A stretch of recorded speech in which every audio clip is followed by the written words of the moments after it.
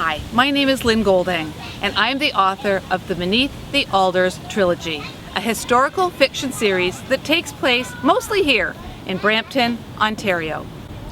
The first book in the series, The Innocent, opens in 1907 at the sod-turning ceremony for the brand new Carnegie Library, a modern library being built with a $12,500 grant from the Andrew Carnegie Foundation. It's a big deal. There are banners and bunting, there's cake and a band, and dignitaries from near and far. And in my story, after the speeches have been made, the crowd rises as one and walks to the local Presbyterian church for a religious consecration ceremony. Everyone goes. Everyone, that is, except for Jessie Stevens and her family. They are not allowed in that church. No one will tell Jessie the reason why. Stay with me as I tell you more about the book series and my inspiration behind it. This is a picture of my great aunt, Jessie Roberts Current. Jessie was born in 1903. She was raised to believe that she would go to school, become a teacher, teach for a couple of years, and then marry and lead a life pretty much like that of her mother. But Jessie came of age at the end of World War I. 60,000 Canadian men died in that war. 3 times the number were injured. There just were not enough men for women of Jessie's generation to marry. She had to forge a very different path. She went to the University of Toronto, where she studied biochemistry. Eventually, she became a researcher, and then a professor, and then the dean of a department at the university. Eventually she married, but she never had children. And so my father was like a son to her, and I was like a granddaughter. When Jessie turned 100 years of age, I asked her whether she would be willing to leave her nursing home in Toronto and move to a brand new home, 10 minutes from my home here in Brampton. When she agreed, I silently vowed I would visit her once a week for the remaining years of her life. But Jessie lived to be 108. So over those 8 years of weekly visits, 400 visits or so, the thing she liked to do the most while we drank hot tea was talk about her life growing up here in Brampton. After listening to her stories for a bit, I suggested I write a book about them, and thankfully she agreed. And so over 15 years ago, the book project began. It culminated in 3 books. The first book, The Innocent, begins in 1907 and ends in July 1914. At the end of the book, the protagonist says that the future is really looking quite bright. The second book, The Beleaguered, begins in August 1914. There are ultimatums going on all over Europe. The future is not looking bright. That book covers World War I. The third and final book, The Mending, which will be out in the spring of 2021, covers the period 1918 to 1931. The war is over. The country struggles to return to the innocent life it had before the war. It is never able to do so. This is Jessie's house. It's the house that my real Aunt Jessie grew up in, and it's also the home of my fictional character, Jessie. The house was built by Jessie Perry, Jessie's grandfather, the famous contractor who built so many of the beautiful civic buildings, churches, and houses in Brampton. It has a turret and a wraparound veranda. All kinds of things happened on this veranda in my series. It was on this veranda that Jessie met with her parents who were in quarantine, kissing them through the pane glass window. It was here that Jessie overheard a conversation involving her brother, where she learned he was being forced by his father to do something he did not want to do. And it was on this veranda that Jessie's sister Ina was forced to break up with her boyfriend because he was Catholic.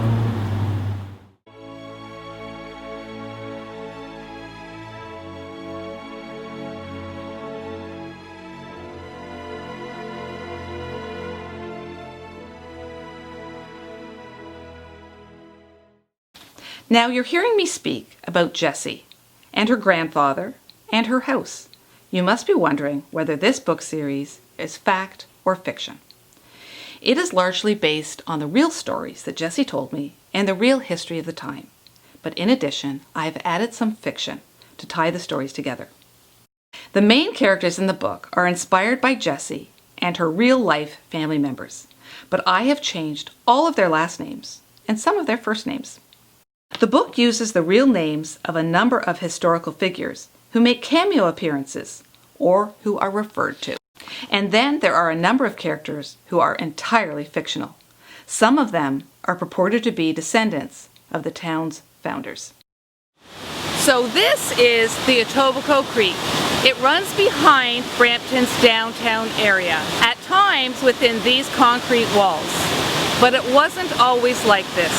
Prior to 1952, the Etobicoke Creek ran right through Brampton's downtown in anything but a straight line. It was a mild-mannered creek some of the time, but at least once a year it flooded a bit, and at least once a decade it flooded a lot. People drowned in this creek. But when the creek wasn't flooding, the creek itself and the flat areas around it were a good source of amusement for the townspeople. In fact, the Etobicoke Creek played such an important role in my story that I named my book series after it. Etobicoke, in the language of the Mississaugas, the indigenous people who first lived here, means near the Black Alders. We have 3 more stops to make, but before we do, let's hear a word from our sponsor. Looking for a guest speaker? As you can probably tell, I love talking about my book series and the history behind it. I'm happy to speak at book clubs, lunch clubs, business organizations, book festivals, really anywhere. You can reach me through my website, Facebook, or email. The coordinates will be at the end of this video. This is the downtown Brampton train station. At one time there were 2 train stations on 2 different tracks in downtown Brampton. But this one, the one running east-west, once known as the Grand Trunk, was the first.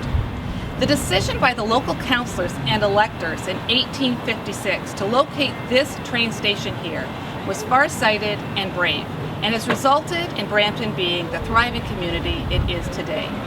With not 1 but 2 train stations going through Brampton, our local manufacturers and growers were able to transport their goods all over the world. In fact, it's a key factor in what helped make Brampton the flower town of Canada. The 2 lines are also what allowed the characters in my book series to travel both to and from Brampton.